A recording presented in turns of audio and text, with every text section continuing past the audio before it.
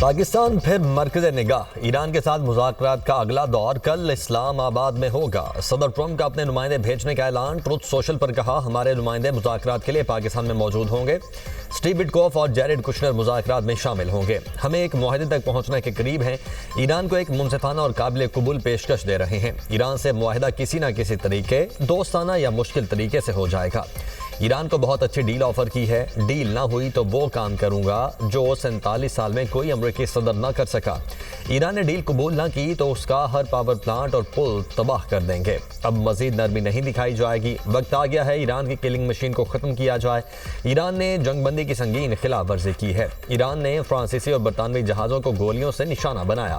آب ہرمز بند کر کے ایران ہماری مدد کر رہا ہے۔ آب ہرمز کی بندی سے ایران کو یومیہ $500 ملین کا نقصان ہو رہا ہے۔ سفارتی ذرائع کے مطابق امریکی وفد 2 مراحل میں پاکستان آئے گا۔ ایران کے مذاکراتی وفد کا بھی آج اسلام آباد پہنچنے کا امکان۔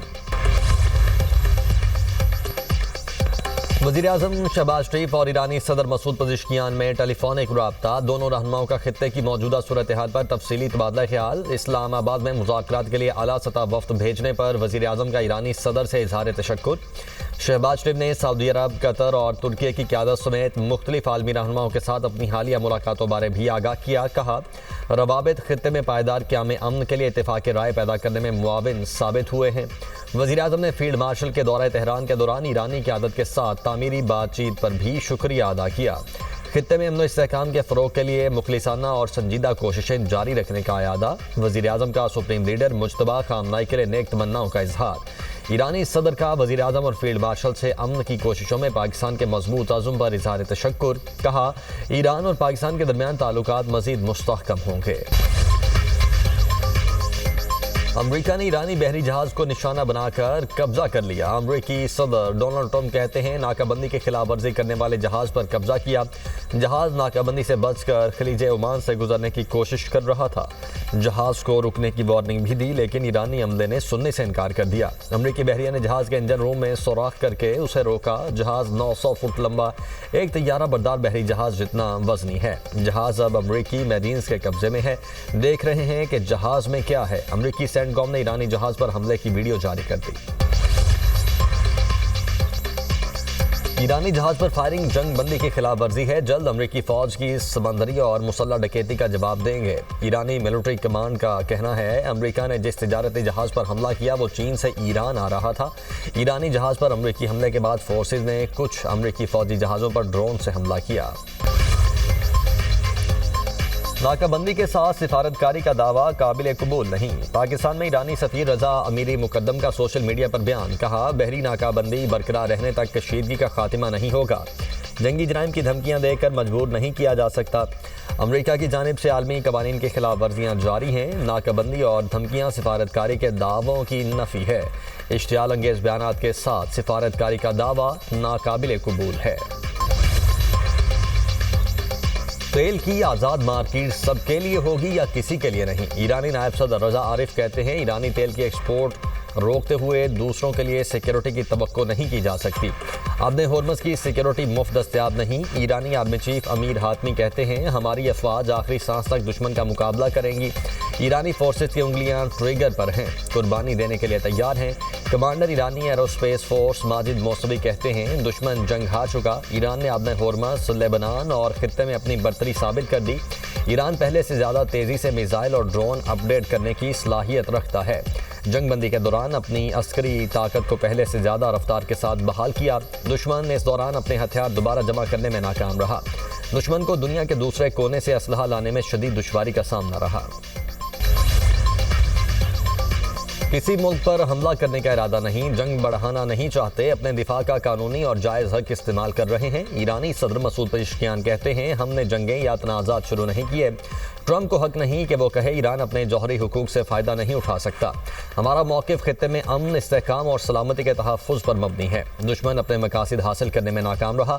انفراسٹرکچر، سکولز اور ہاسپٹلز پر حملے کیے گئے۔ ایرانی تہذیب تباہ کرنے، اسے پتھر کے دور میں بھیجنے کے بیانات دشمن کے عزائم ظاہر کرتے ہیں۔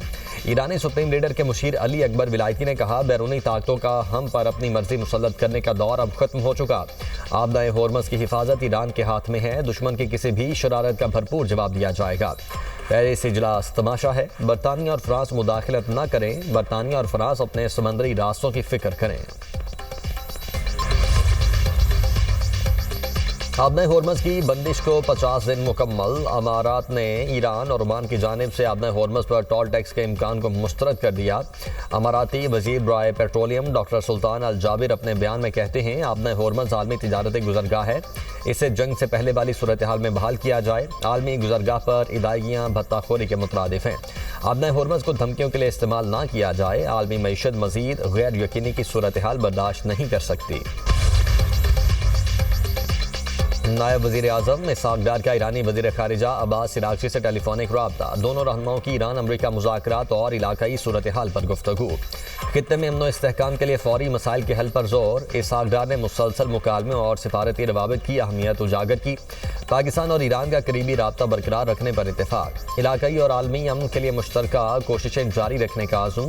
وزیر خارجہ اسحاق ڈار کی کینیڈین ہم منصب انیتا آنند سے ٹیلی فونک گفتگو، دونوں رہنماؤں کا خطے کی موجودہ صورتحال پر تبادلہ خیال، کینیڈا کا پاکستان کی مذاکراتی اور مثبت سفارتی کوششوں کی حمایت کا اظہار، لبنان سمیت خطے میں امن و استحکام کے لیے مشترکہ عزم کا اعادہ، پاکستان اور کینیڈا کا باہمی تعاون اور استحکام کو فروغ دینے پر اتفاق۔ اسحاق ڈار کا مصری وزیر خارجہ ڈاکٹر بدر عبدالعاطی سے بھی ٹیلی فونک رابطہ، غزہ سمیت خطے کی صورتحال پر تبادلہ خیال، پاکستان کا خطے میں امن، استحکام اور تعمیری روابط کے فروغ کے عزم کا اعادہ۔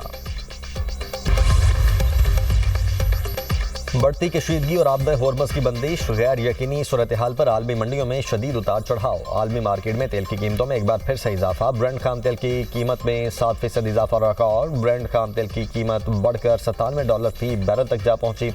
امریکی خام تیل کی قیمت میں 6.4% اضافہ، امریکی خام تیل کی قیمت $88 فی بیرل ہو گئی۔ ایران امریکہ مذاکرات کا دوسرا دور، وفاقی آئینی عدالت اور اسلام آباد ہائی کورٹ آج بند رہے گی، ڈسٹرکٹ اینڈ سیشن عدالتیں معمول کے مطابق کام جاری رکھیں گی۔ نوٹیفکیشن کے مطابق عدالتی افسران اور عملے کو گھر سے کام کرنے کی ہدایت، عملے کی اسٹیشن چھوڑنے پر پابندی عائد۔ دوسری طرف ریڈ زون کے تمام سرکاری دفاتر آج ورک فرام ہوم کریں گے۔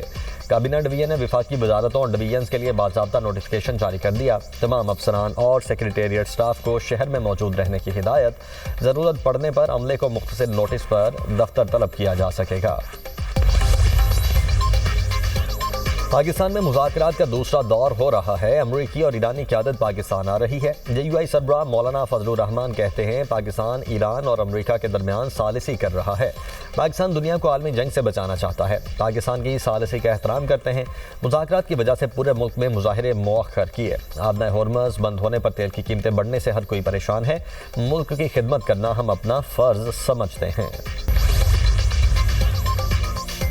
مسلم لیگ نون کے صدر نواز شریف اور وزیر اعلیٰ پنجاب مریم نواز کی زیر صدارت اجلاس، مریخ علاقے کوٹلی ستیا میں اسکائی گلاس برج پروجیکٹ کی منظوری، 1 ماہ تعمیراتی امور کے آغاز کا ہدف مقرر، مری میں 3 نئے سیاحتی زون قائم کرنے کی منظوری، شوالا، سوزو اور بروری میں زون قائم کیے جائیں گے، نجی شعبے کے اشتراک سے 5 اسٹار معیار کے ہوٹل بنائے جائیں گے، مری میں لینڈ سلائیڈنگ کے سدباب کے لیے عالمی ماہرین کی خدمات حاصل کرنے کا فیصلہ، چٹا موڑ، دریا گلی، بانسرا گلی، نمل، جھیکا گلی اور دیگر علاقوں میں لینڈ سلائیڈنگ کے متاثرین کی بحالی اور امداد کے اقدامات کا حکم، مری بحالی پروجیکٹ کے لیے ماہرین کی ٹیم تشکیل دینے کا فیصلہ، پنجاب میں پہلا فیسلٹی مینجمنٹ یونٹ قائم کرنے کی بھی منظوری، یونٹ صوبے بھر میں مختلف مقامات پر قائم پنجاب ہاؤس اور دیگر عمارتوں کی تعمیر و مرمت اور مینجمنٹ سنبھالے گا۔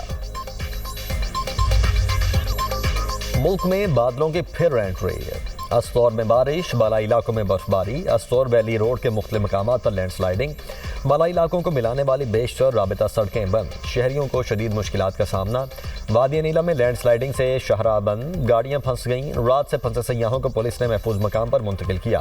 پنجاب میں راولپنڈی، اٹک، جہلم، چکوال، گجرات، گوجرانوالا میں بارش کی پیش گوئی، حافظ آباد، سیالکوٹ اور منڈی بہاؤالدین میں بھی آندھی کے ساتھ بارش کا امکان، خیبر پختونخوا میں چترال، دیر، سوات، کالام، مالاکنڈ، کوہستان میں بادل برس سکتے ہیں، کوئٹہ، یوب، زیارت سمیت دیگر علاقوں میں تیز ہواؤں کے ساتھ بارش متوقع۔